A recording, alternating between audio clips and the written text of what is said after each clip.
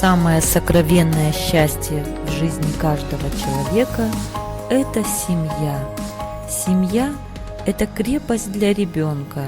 Семья – это самое важное, что есть в мире. Необходимость и важность сотрудничества семьи и школы никогда не ставилась под сомнение. Эффективность работы школы по обучению детей во многом зависит от того, насколько она взаимодействует с семьей. Все берет начало в детстве.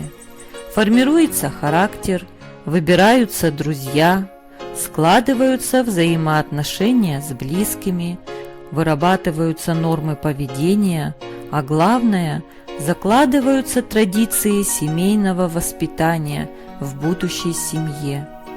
Какие бы задачи общество ни ставило перед школой, без помощи и поддержки родителей процесс воспитания и обучения не даст нужного результата. А для того, чтобы родители стали активными помощниками учителей, необходимо вовлечь их в жизнь школы, класса. Дети, родители, педагоги – мы один коллектив. Нас объединяют общие заботы, проблемы, результат решения которых существенным образом зависит от характера взаимодействия.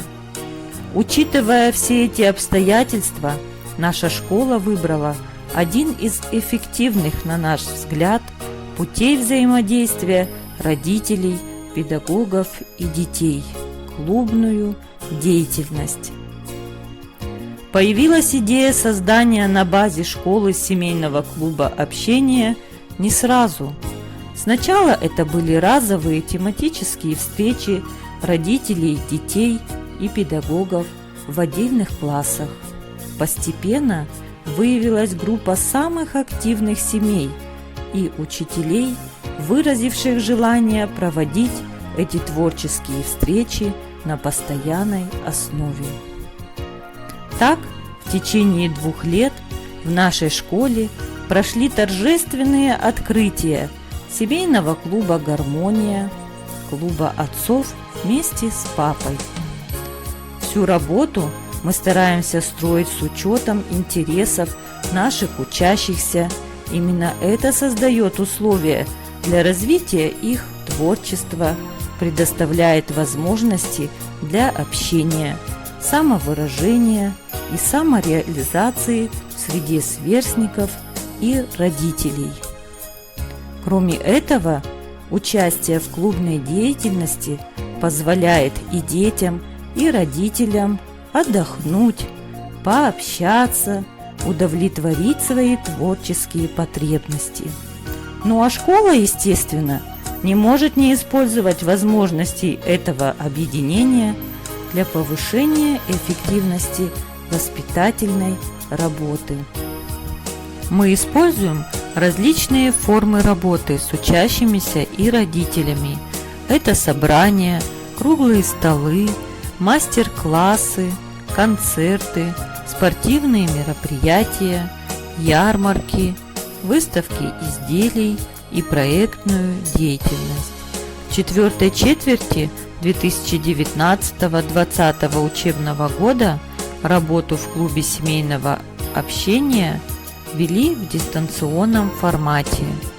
Дистанционный формат уже не новая для всех форма работы.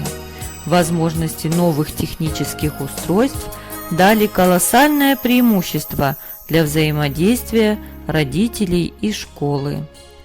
Помогло включить многих родителей в общую с детьми деятельность.